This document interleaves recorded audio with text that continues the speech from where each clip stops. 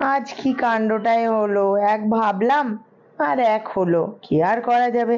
বাজার থেকে নিয়ে এসেছিলাম দারুণ সুন্দর একটা তাল, ভাবলাম আজকে আপনাদের সাথে শেয়ার করব তালের ক্ষীরের রেসিপি। সে গুড়ে হলো বালি, সেটা আর করতে পারলাম না। কি করলাম বলছি।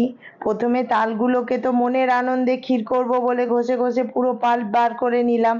আমি কিছুটা করলাম, আর বাড়িতে যে দিদি থাকে সেই দিদিও হেল্প করলো। সবাই মিলে তালের পাল্পটা বার করে নিলাম। দুধ জাল দিতে গিয়ে দেখছি হয়ে গেছে ছানা, দুধ ফেটে গেছে। এরপরে আর তো আমার ক্ষীর করা হলো না। কি হলো, ছানাটাকেই কিছু একটা কাজে লাগাবো। হঠাৎ এই আইডিয়াটা মাথায় চলে এলো।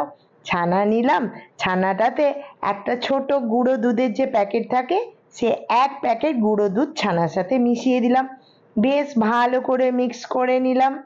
এবারে গ্যাস বা ইন্ডাকশনে একটা কড়াই চাপিয়ে দিতে হবে। কড়াইটা কিন্তু খুব ভালো গরম করে অফ করে দিতে হবে। ইন্ডাকশন গ্যাস যেটাই হবে অফ করে দিয়ে ছানাটা দিয়ে তাতে দিয়ে দিতে হবে 3 চামচ মতো চিনি। তালের শাঁসটা যদি বেশি মিষ্টি মনে হয় তাহলে চিনি কম দিলেও চলবে। ব্যাস, এবারে প্রথমে 2 হাতা থেকে 2.5 হাতা মতো তালের পাল্পটাকে দিয়ে দেব। একবার একটু নেড়ে মিশিয়ে দেব ইন্ডাকশন বা গ্যাস অন করে। ব্যাস ভালো করে এই 2-2.5 চামচ যে পাল্পটা দিয়েছি সেটা মিশিয়ে নেব।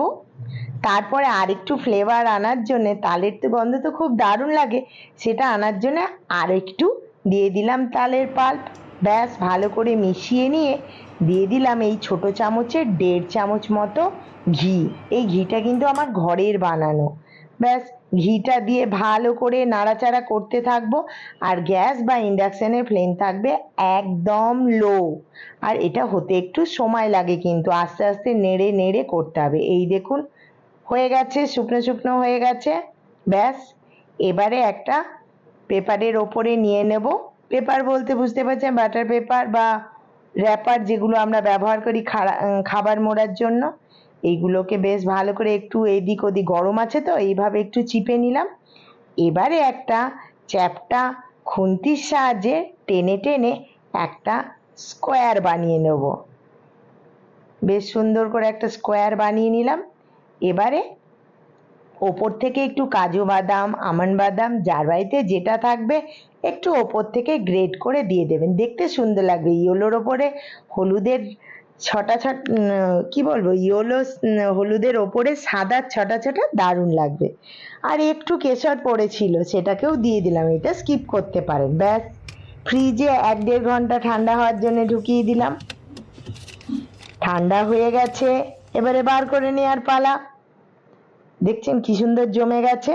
এরপরে যার যার শেপ দেওয়ার কেটে নেবেন। আমি যেহেতু সন্দেশ করছি তাই ছোট্ট ছোট্ট স্কোয়ার করেই কেটে নিলাম। ওয়াও, তালের কিন্তু দারুণ একটা ফ্লেভার বেরোচ্ছে, আর দেখতেও সুন্দর হয়েছে, মনে হচ্ছে যেন দোকান থেকে কিনে আনা। আমার মনে হচ্ছে খাই, কখন খাই। কর্তামশাইও মিষ্টি খেতে ভালোবাসে, তো বলছে মৌ হলো মৌ হলো। আমি বললাম দাঁড়াও গো, আর একটু। ওপর থেকে একটা করে কিশমিশ দিয়ে একটু সুন্দরী করে ফেললাম।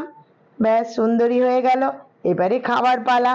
চলুন তাহলে খেয়ে বলি কেমন হয়েছে। দেখে তো দারুণ লাগছে, এরপর খেয়ে বলার পালা।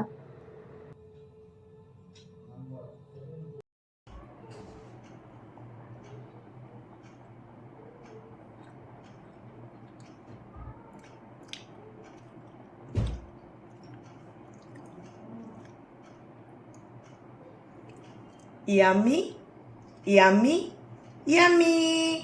টাটা।